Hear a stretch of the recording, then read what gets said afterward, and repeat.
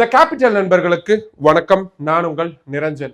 எங்கங்க நீதித்துறையெல்லாம் இப்பெல்லாம் நம்பவே முடியறது இல்லை. எங்களுக்கு அங்க போனா நீதி கிடைக்குமான்ற ஒரு ஒரு நம்பிக்கையே எங்களுக்கு இல்லாம போயிருச்சு அப்படின்னு நிறைய பேர் அவங்களுடைய மனக்குமுறலை வெளிப்படுத்துறத பார்க்க முடியுது. ஏன் இதை வெளிப்படுத்துறாங்க அப்படின்றத இப்ப நான் சொல்ல போற ஒரு 2 முக்கியமான கேஸுகளை உச்சநீதிமன்றம் எப்படி அணுகி இருக்கிறாங்க, எப்படி நடத்தி இருக்கிறாங்க அப்படின்றத நான் சொல்லி முடிக்கும் பொழுது உங்களுக்கு ஓரளவுக்கு யூகிக்க முடியும். இதுல ஃபர்ஸ்ட் கேஸ் 2011ஆம் ஆண்டுல இருந்து நிலுவையில் இருக்கக்கூடிய முன்னாள் முதல்வர் மு.க. ஸ்டாலினுடைய அந்த கொளத்தூர் தேர்தல் வெற்றி சம்பந்தமான ஒரு வழக்கு. அதுல ஒரு அதிரடியான திருப்பம் அப்படின்றது நடந்திருக்கு. அதையும் பார்க்க போறோம். ரெண்டாவது 2016ஆம் ஆண்டு ராதாபுரம் சட்டமன்ற தேர்தல்ல அப்பாவு அவர்கள், முன்னாள் சபாநாயகர் அப்பாவு அவர்கள் தோல்வி அடைந்தது சம்பந்தமான வழக்கு விசாரணையும் கிட்டத்தட்ட இத்தனை ஆண்டுகளாகியும் முடியாமையே இருந்துட்டு வந்த சூழல்ல உச்சநீதிமன்றம் அதையும் ஒரு மாதிரி கையாண்டிருக்கிறாங்க. இந்த 2 கேஸை பத்தின டீட்டெயில்ஸை நான் உங்களுக்கு சொல்லி முடிக்கும் பொழுது இந்திய நீதித்துறை ஏன் இப்படி நடந்துக்கிறாங்க அப்படின்ற ஒரு கேள்வி உங்களுக்கு நிச்சயமா எழும் அப்படின்னு நான் நம்புறேன். இந்த டீட்டெயில்ஸை பார்க்கறதுக்கு முன்னாடி நம்ம சேனல் இன்னும் நிறைய பேர் சப்ஸ்கிரைப் பண்ணாம பார்த்துக்கிட்டு இருக்கீங்க. உங்களுக்கே தெரியும், உங்களுடைய ஆதரவை நம்பி மட்டும்தான் டெல்லியிலிருந்து இயங்கக்கூடிய முதல் தமிழ் யூடியூப் சேனல் அதை நடத்திட்டு இருக்கேன். இப்போ இந்த மாதிரியான ரொம்ப ரொம்ப முக்கியமான இன்ஃபர்மேஷன்ஸ் உங்களுக்கு உடனுக்குடன் வந்து சேரணும் அப்படின்னா நம்ம சேனலை சப்ஸ்கிரைப் பண்ணிக்கோங்க.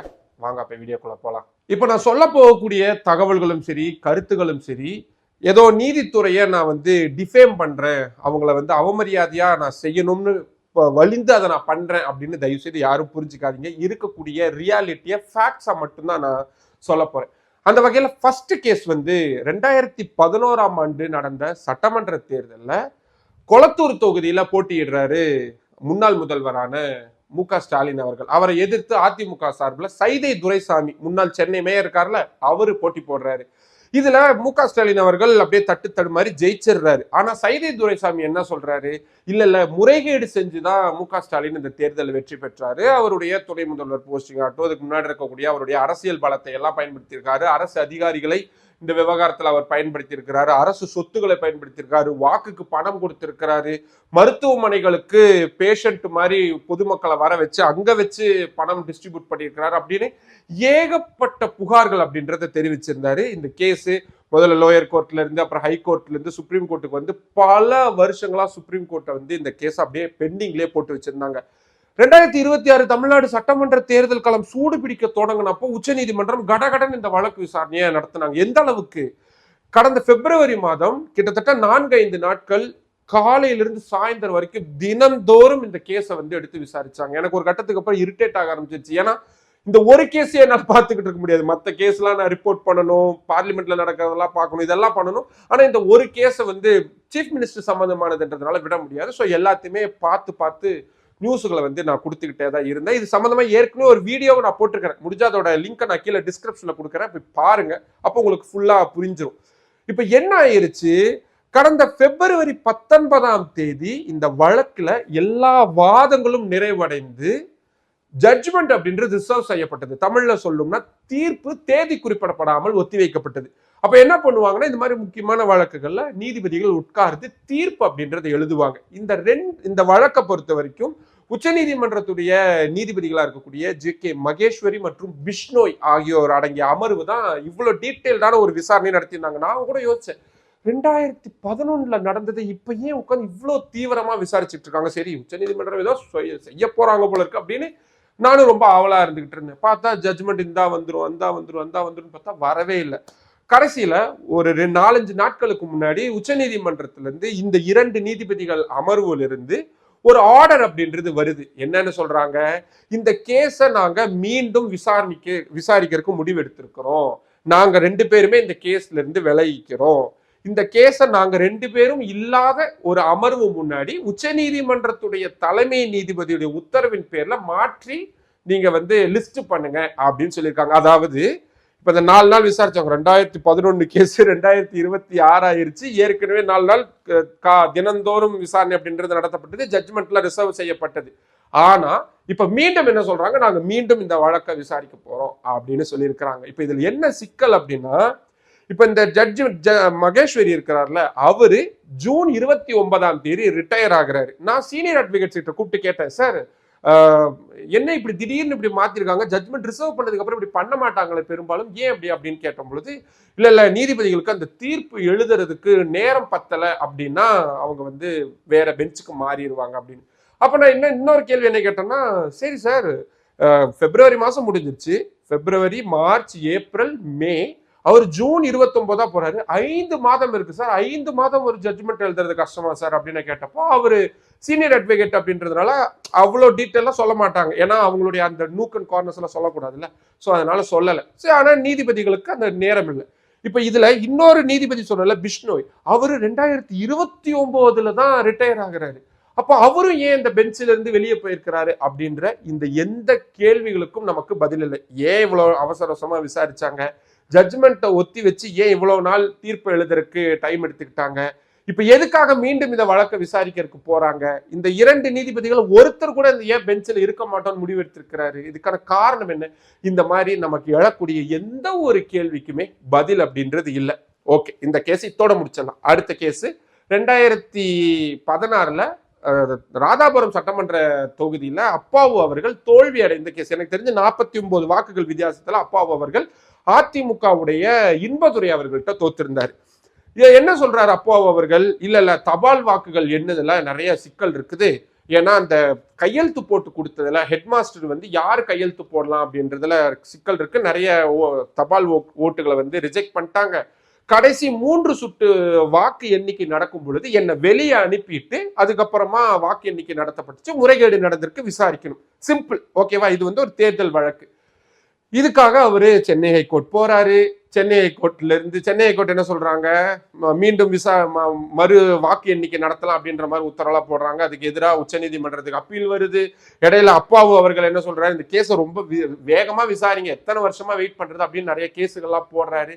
இதெல்லாம் நடந்துகிட்டே இருக்கு. இந்த கேஸ் விசாரிக்கப்படாமலேயே தொடர்ச்சியா இருந்துட்டு இருந்து, இதுல இடையில ஒரு டைம் என்ன பண்ணிட்டாங்க, சென்னை உயர் நீதிமன்றம் இந்த வாக்குகளை வந்து தபால் வாக்குகள் கொடுத்துருப்பாங்களா, அந்த டீட்டெயில்ஸ் எல்லாம் வந்து எடுத்து வைங்க, யார் ஜெயிச்சாங்கன்னு மட்டும் சொல்லாதீங்க அப்படின்னு சொல்லியிருந்தாங்க. ஆனா நீங்க நம்ப மாட்டீங்க, இன்னைக்கு வரைக்கும் யார் ஜெயிச்சாங்க அப்படின்றத சொல்லவே இல்லை. ஏன்னா சுப்ரீம் கோர்ட் ஒரு இன்ட்ரீம் ஸ்டே அப்படின்றத கொடுத்துட்டாங்க. இப்ப இந்த கேஸ் அப்படின்றது நேத்து உச்ச நீதிமன்றத்துடைய நீதிபதியான நாகரத்னா அமர்வுல விசாரணைக்கு வருது. அதுல என்ன சொல்லிட்டாங்க ஜஸ்டிஸ் நாகரத்னா, இது இத்தனை வருஷம் ஆயிப்போச்சு, 2016 முடிஞ்சு 2 தேர்தல் வந்துருச்சு, இதுக்கப்புறம் இந்த வழக்குல விசாரிக்கிறதுக்கு என்ன வேண்டியது இருக்கு? இல்ல இதை சொல்றதுக்கு முன்னாடி அவங்க என்ன சொன்னாங்க, அப்படியா இந்த இதுல எத்தனை வாக்கு வித்தியாசத்துல இவர் தோத்து போனாரு அப்படின்னு ஆரம்பிச்ச இடத்துக்கே திருப்பி முதல்ல இருந்து வந்தாங்க. இன்பதுரை அட்வொகேட் என்ன சொல்றாங்க அவங்க தரப்பு, விளையாட அதெல்லாம் ரொம்ப வருஷம் ஆயிப்போச்சு, இப்ப வந்து அந்த சைன் போட்டது சரியா இல்லையான்னு முடிவு எடுத்துட்டோம்னா நம்ம அடுத்தடுத்து வரக்கூடிய மற்ற மாநிலங்கள் அந்த மாதிரி ஏதாவது கேஸ் வந்துச்சுன்னா இது ஒரு ப்ரூஃபா இருக்கும் இந்த கேஸ், அதனால அதை மட்டும் பார்க்கலாம் அப்படின்னு. அவங்க என்ன சொல்லிட்டாங்க, இல்ல எனக்கு தெரிஞ்ச அந்த வார்த்தை நான் கேட்டது சரி அப்படின்னா, நோ பர்பஸ்ஃபுல் ஃபார் யூஸ் அப்படின்ற ஒரு வார்த்தை, அதாவது இந்த வழக்கை இனி விசாரிச்சு என்ன நடக்க போகுது அப்படின்றதுதான் நீதிபதி நாகரத்னா அவர்கள் பதிவு பண்ணாங்க, வழக்கை முடித்து வைக்கிறோம் அப்படின்னு. அப்படின்னா இது என்னங்க, ஏதாவது தீர்வு வேணுமே அப்படின்னு இவங்க இன்சிஸ்ட் பண்ணும் பொழுது, சென்னை ஹைகோர்ட்ல ஒரு கேஸ் பெண்டிங் இருக்குல்ல, அந்த கேஸை விசாரிச்சு சென்னை ஹைகோர்ட் ஆர்டர் போட்டோம். ஆனா எப்படி ஆர்டர் போடணும், கல யதார்த்தத்தை, இப்ப இருக்கக்கூடிய சூழல் யதார்த்தத்தை உணர்ந்து உத்தரவு போடணும். யாரு ஜெயிச்சாங்க தோத்தாங்க அதெல்லாம் சொல்ல வேண்டாம், ஆனா என்ன யதார்த்தம் இருக்கோ அதை மட்டும் சொல்லுங்க. எனக்கு இது புரியல. நான் இந்த 2 தரப்பு வழக்கறிஞர்கள்ட்ட கூப்பிட்டு கேட்டா அவங்களும் அதை எங்களுக்கும் புரியலிங்க, எங்களுக்கு ஒரு வேலை கிளாரிபிகேஷன் ஏதாவது வேணும்னா நாங்க ஹைகோர்ட்டுக்கோ இல்ல திருப்பி சுப்ரீம் கோர்ட்டுக்கோ வந்து கேட்போம் அப்படின்னு. இப்போ இந்த 2 கேஸும் ஜஸ்ட் லைக் தட் அப்படின்னு நம்ம எடுத்து வச்சு பாக்குறத விட இன்னும் கொஞ்சம் ஆழமா பார்ப்போம். ஒரு கேஸ்ல என்ன சொல்றாங்க, 2011 நடந்த தேர்தல் வழக்க திருப்பி நாங்க விசாரிக்க போறோம் அப்படின்னு 15-17 வருடங்கள் கழிச்சும் கூட நீதிமன்றம் முடிவெடுக்கிறாங்க. 10 வருடத்துக்கு முன்னாடி நடந்த அதே மாதிரியான ஒரு தேர்தல் வழக்க இல்ல இதுல விசாரிக்கிறதுக்கு ஒண்ணு இல்ல, 2 தேர்தல் முடிஞ்சிருச்சு இல்ல அப்படின்னு சொல்றாங்க. இந்த கான்ட்ரடிக்ஷன் இருக்குல்ல, எனக்கு சத்தியமா புரியல. நான் ஒரு 10-12 வருடங்களா சுப்ரீம் கோர்ட்டை ஃபாலோ பண்ணிக்கிட்டு இருக்கிறேன், எனக்கு சத்தியமா இந்த கான்ட்ரடிக்ஷன் என்னன்றது எனக்கு புரியல. இப்ப என்னன்னா, இப்ப கொளத்தூர் தொகுதியில எம்.கே. ஸ்டாலின் முறைகேடு செஞ்சு ஜெயிச்சாரா, நேர்மையா ஜெயிச்சாரா, இதை தெரிஞ்சுக்க வேண்டியது அவங்களுக்கு ஓட்டு போட்டாங்களா அந்த கொளத்தூர் தொகுதி மக்கள், அவங்களுக்கான அடிப்படை உரிமையா இருக்கு. இப்போ அது தெரியாம போயிடுச்சு. 2016 ராதாபுரம் சட்டமன்ற தொகுதி வாக்காளர்கள் யாரை தேர்ந்தெடுத்தாங்க? அப்பாவுயா, இன்பதுரையா? இதுவும் இன்னும் ஏன்னா கேஸ் முடிஞ்சிச்சு. இல்ல அப்பாவு அவர்கள் அதெல்லாம் ஒண்ணு இது இல்லைங்க, நீங்க தோத்ததான்னு சுப்ரீம் கோர்ட் சொல்லிட்டாங்கன்னா இங்க எந்த பிரச்சனையும் இல்லை. எம்.கே. ஸ்டாலின் முறைகேடு எல்லாம் செய்யலீங்க, சரியாதான் ஜெயிச்சாரு அப்படின்னு சொல்லிட்டாங்கன்னா. ஆனா ஒரு தேர்தல் வழக்குகளை இத்தனை வருஷம் பெண்டிங்ல போட்டு வைக்கிறாங்கன்னா குறிப்பிட்ட அந்த மக்கள், வாக்களித்த மக்கள் யார தங்களது பிரதிநிதிகளா நினைப்பாங்க? இது எப்படி இந்தியன் எலெக்ஷன் ஹிஸ்டரியில இது எப்படி நம்ம எடுத்துக்கிறது? நான் சொல்றது இந்த 2 கேஸ் தான். இப்படி நூத்துக்கணக்கான கேசுகள் அப்படின்றது ஹைகோர்ட்ஸ்லயும் சரி, சுப்ரீம் கோர்ட்ஸ்லயும் சரி பெண்டிங்லேயே இருக்கு. எனக்கு தெரிந்து பெரும்பாலான வழக்குகள்ல இப்படியான முடிவுகள் எதுவுமே வராது. அது ஜஸ்ட் முடித்து வைக்கப்பட்ட வழக்கு அப்படின்றது போய்கிட்டே இருக்கும். இதுக்கு மேல இந்த வழக்கை பத்தி நான் எதுவுமே சொல்ல போறது இல்லை. இப்ப நான் சொன்னல இந்த 2 டீடைல், இதை வச்சு உங்களுக்கு என்ன தோணுது? இந்தியாவில் தேர்தல் அப்படின்றது நியாயமா நடக்குதா? நியாயமா நடக்குது அப்படின்றது தெரிஞ்சுக்க வேண்டியது மக்களுக்கான இருக்கக்கூடிய அடிப்படை உரிமை. ஆமா, இது நியாயமா தான் நடந்துச்சு அப்படின்றது சொல்ல வேண்டியது நீதிமன்றங்கள். ஆனா ஒரு தேர்தல் வழக்க இப்படி 15 வருடங்கள் 20 வருடங்கள் அப்படின்னு பெண்டிங்ல போட்டு வைக்கிறதுனால என்ன பலன் ஏற்பட போகுதுன்னு உங்களுக்கு தோணுது? உங்களுக்கு தயவு செய்து என்ன தோணுனாலும் அதை கீழே கமெண்ட் பாக்ஸ்ல சொல்லுங்க. ஏன்னா உங்களுடைய கருத்துக்களை கேட்டு தெரிஞ்சுக்கிறதுக்கு நான் ரொம்ப ஆவலா இருக்கிறேன். அதனால உங்களுடைய மேலான தகவல்களையும் உங்களுடைய மேலான கருத்துகளையும் தயவு செய்து கீழே கமெண்ட் பாக்ஸ்ல சொல்லுங்க. மற்றும் ஒரு வீடியோவில் சந்திக்கலாம். நன்றி. நம்மளோட கேபிட்டல் சேனல்ல இன்னும் நிறைய பேர் சப்ஸ்கிரைப் பண்ணாம பார்த்துக்கிட்டு இருக்கீங்க. உங்களுக்கே தெரியும், உங்களுடைய ஆதரவை நம்பி மட்டும்தான் டெல்லியிலிருந்து இயங்கக்கூடிய முதல் தமிழ் யூடியூப் சேனல் அதை நடத்திட்டு இருக்கு. இப்போ இந்த மாதிரியான ரொம்ப ரொம்ப முக்கியமான இன்ஃபர்மேஷன்ஸ் உங்களுக்கு உடனுக்குடன் சேரணும் அப்படின்னா நம்ம சேனலை சப்ஸ்கிரைப் பண்ணிக்கோங்க. நம்ம வீடியோஸை நிறைய பேர் கொண்டு போய் சேருங்க. லைக் பண்ணுங்க, கமெண்ட் பண்ணுங்க. உங்களுடைய ஆதரவை அதிக அளவில் தாருங்கள். நன்றி.